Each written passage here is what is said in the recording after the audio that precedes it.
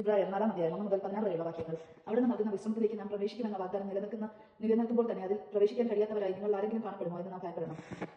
അവർക്കെന്നതുപോലെ തന്നെയാണ് നമുക്കും സുവിശേഷം ലഭിച്ചത്. എന്നാൽ അവർ കേട്ട വചനം അവർക്ക് പ്രയോജനപ്പെട്ടില്ല, കാരണം അവർ അത് വിശ്വസിച്ചില്ല. എന്നാൽ വിശ്വസിച്ചവരായി നാം വിശ്രമത്തിലേക്ക് പ്രവേശിക്കുന്നു. ലോകത്തെ സൃഷ്ടിച്ചു കഴിഞ്ഞപ്പോൾ തന്നെ അവരുടെ ജോലി പൂർത്തീകരിക്കപ്പെട്ടു. എങ്കിലും അവിടെ നിന്ന് പറഞ്ഞിരിക്കുന്നു, എന്റെ ക്രോധത്തിൽ ഞാൻ ശബ്ദം ചെയ്തതുപോലെ അവർ ആരെങ്കിലും എന്റെ വിശ്രമത്തിലേക്ക് പ്രവേശിക്കുകയില്ല.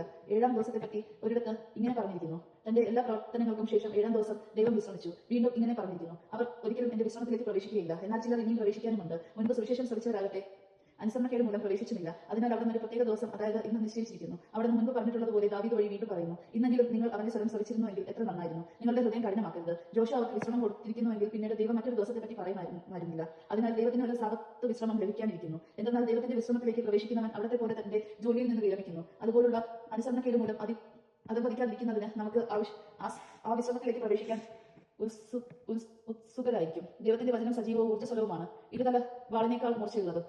ചേതനയിലും ആത്മാവിലും സന്ധി ബന്ധനങ്ങളിലും മജ്ജയിലും തുളച്ചു കയറി ഹൃദയത്തിന്റെ വിചാരങ്ങളെയും നിയോഗങ്ങളെയും വിവേചിക്കുന്നതുമാണ്.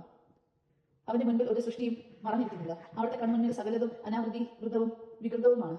നാം കണക്ക് ബോധിപ്പിക്കേണ്ടതും അവിടുത്തെ സന്നിധിയിലാണ്. പ്രധാന പുരോഹിതൻ, സ്വർഗത്തിലേക്ക് കടന്നുപോയ ശ്രേഷ്ഠനായ ഒരു പ്രധാന പുരോഹിതൻ, ദൈവപുത്രനായ യേശു നമുക്കുള്ളതുകൊണ്ട് നമ്മുടെ വിശ്വാസത്തെ നമുക്ക് മുറുകെ പിടിക്കാം. നമ്മുടെ ബലഹീനതകളിൽ നമ്മോടൊത്ത് സഹകരിക്കാൻ കഴിയാത്ത ഒരു പ്രധാന പുരോഹിതനല്ല നമുക്കുള്ളത്. പിന്നെ ഒരിക്കലും പാപം ചെയ്തില്ലെങ്കിലും എല്ലാ കാര്യങ്ങളും നമ്മെപ്പോലെ തന്നെ പരീക്ഷിക്കപ്പെട്ടവനാണ് അവൻ. അതിനാൽ വേണ്ട സമയത്ത് കരുണയും കൃപാവരവും ലഭിക്കുന്നതായി നമുക്ക് പ്രത്യാശയോടെ കൃപാവരത്തിന്റെ സിംഹാസനത്തെ സമീപിക്കാം. ദൈവജനമാണ് നാം കേട്ടത്. നമുക്ക് ദൈവത്തെ സ്തുതിക്കാം. ക്രിസ്ത്യാനി